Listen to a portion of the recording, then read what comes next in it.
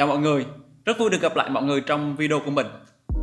Hôm nay mình sẽ hướng dẫn các bạn tính toán sơ bộ số lượng đàn và xác định vị trí đặt đàn như thế nào là hợp lý trong một không gian nhé. Có rất là nhiều cách tính toán khác nhau, như là mình có thể sử dụng phần mềm. Cụ thể ở đây là các phần mềm để mà tách mô phỏng chiếu sáng.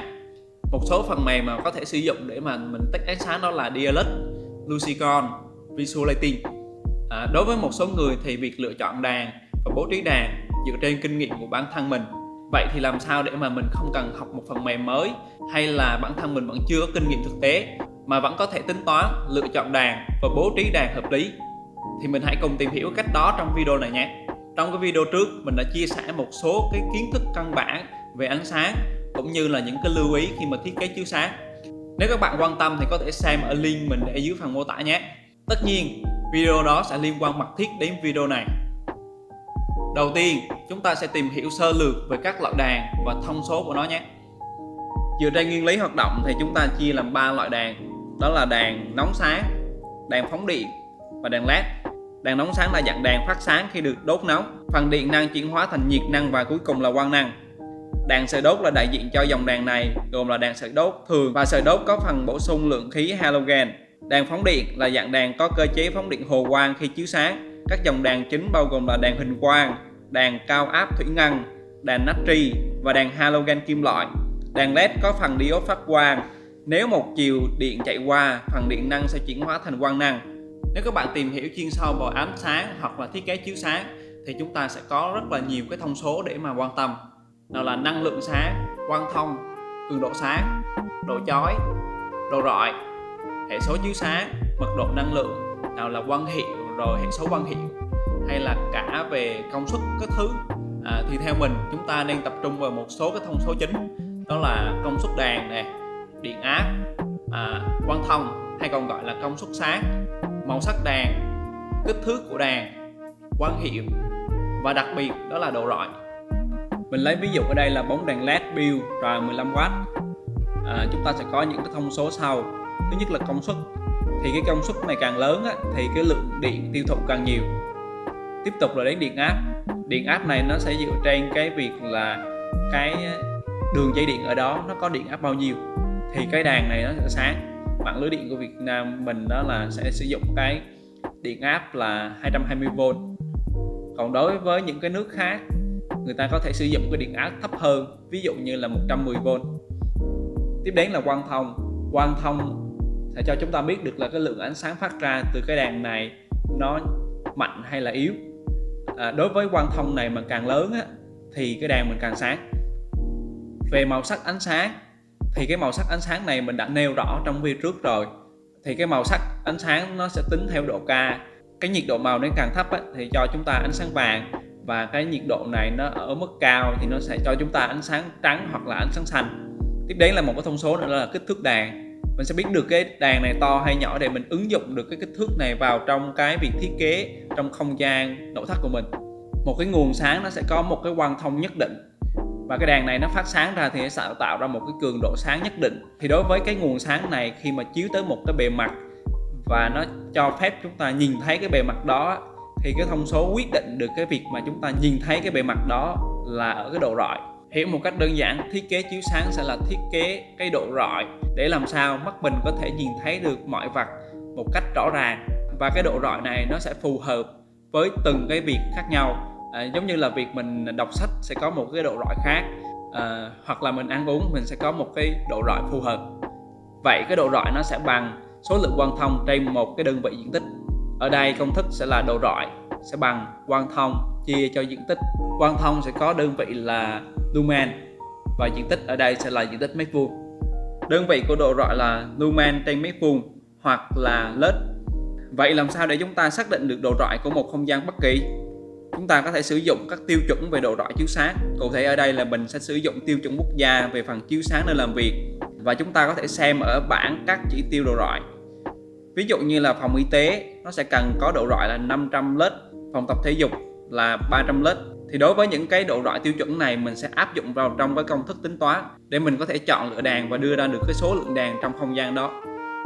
Khi mà mình sử dụng một cái đàn có một cái quang thông nhất định mà nó không đủ để tạo ra được một độ rọi hợp lý Thì ở đây mình sẽ buộc lòng có hai cách. Cách thứ nhất là mình hãy tăng cái quang thông của bóng đèn đó lên, và cách thứ hai thì mình có thể là giữ nguyên cái quang thông đó và tăng số lượng đèn. Số lượng đèn sẽ bằng độ rọi nhân cho diện tích chia cho hiệu suất nhân với quang hiệu, hoặc là bằng diện tích nhân độ rọi chia cho quang thông, với độ rọi ở đây là độ rọi yêu cầu của không gian đó. Có một chỉ số nữa mà chúng ta cần phải quan tâm khi mà thiết kế chiếu sáng, đó là chỉ số hoàng màu CRI. Chỉ số này phản ánh độ trung thực của màu sắc vật thể được chiếu sáng. Giá trị của chỉ số CRI càng cao thì màu sắc vật thể được chiếu sáng càng chân thực, gần với tự nhiên hơn. Quy ước chỉ số CRI của ánh sáng mặt trời là 100.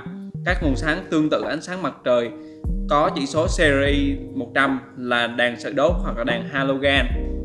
Thường thì những cái đèn có chỉ số CRI cao ở trên mức 75 là những cái đèn mà cho chúng ta một cái ánh sáng chân thực. Dựa vào chỉ số này thì mình có thể chọn những cái đèn LED cho từng cái khu vực khác nhau. Đối với một cái đèn có chỉ số hoàng màu là 85 thì trên đèn LED sẽ có một ký hiệu là 85RA hoặc CRI bằng 85. Các bạn có thể xem bảng mình đưa trên màn hình. Thì đây là bảng nói về ứng dụng đặc trưng của giá trị CRI trong việc chiếu sáng.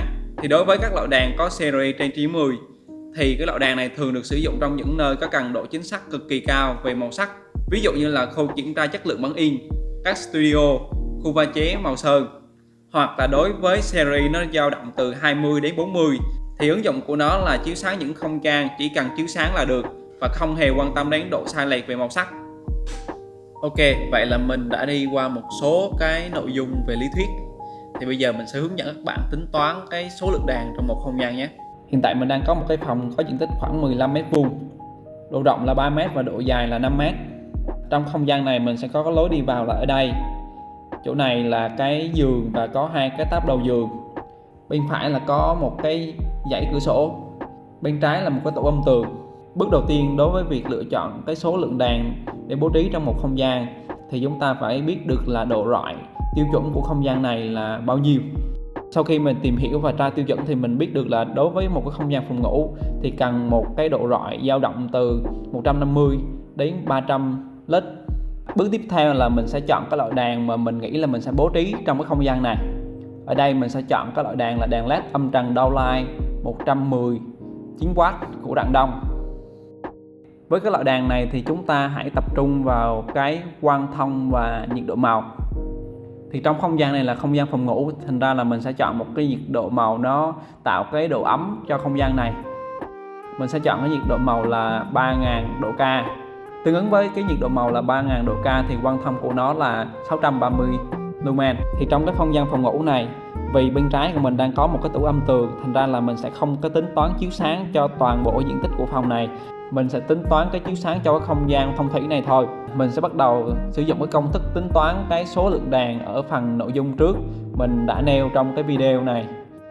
Số lượng đèn nó sẽ bằng diện tích của cái không gian đó nhân cho độ rọi tiêu chuẩn và chia cho quang thông, và nó sẽ bằng diện tích ở đây nó sẽ là 3 nhân cho 4,4 m. Và mình tiếp tục nhân cho độ rọi. Hiện tại thì mình sẽ chọn một cái độ rọi trong cái phần này.